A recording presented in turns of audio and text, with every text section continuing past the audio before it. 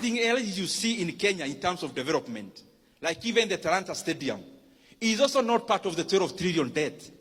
That is another debt, securitization of the sports fund, where we borrowed 46 billion and will be paying 100 billion in interest rate alone after 15 years. Kenya has always had development for the many years, but we never had to borrow that much.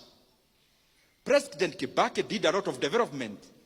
He borrowed only 1.2 trillion for 10 years. Where is the 1.2 trillion we are borrowing every year going? To make the matter worse, everything you see with your eyes happening in Kenya now, in terms of development, what you can see, for example, the expansion of this Keno Marwa Road, is not even part of the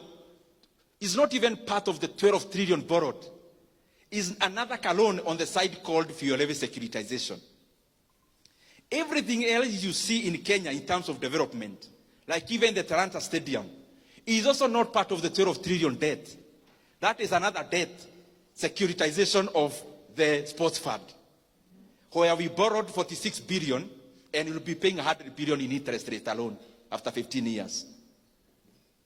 Even the expansion of Nairobi-Nakuru Road is also not part of the 12 trillion we have borrowed. That is NSSF money being used as a PPP to build that road. I request those who are in government, you have already borrowed 1.2 trillion every year.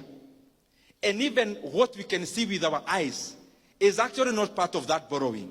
Please, kueni na huruma ya nchi ya Kenya. Even as we preside over the affairs of our country, let us be, tujue kwa akili zetu ya kwamba there is Kenya after elections. Let us not run our country in terms of overheating it. We must avoid to become like Sri Lanka. We must avoid to become like Ghana. We must avoid to become like Ethiopia. We must avoid to become like Zambia in the recent years. Because Kenya is a strong country with internal resources.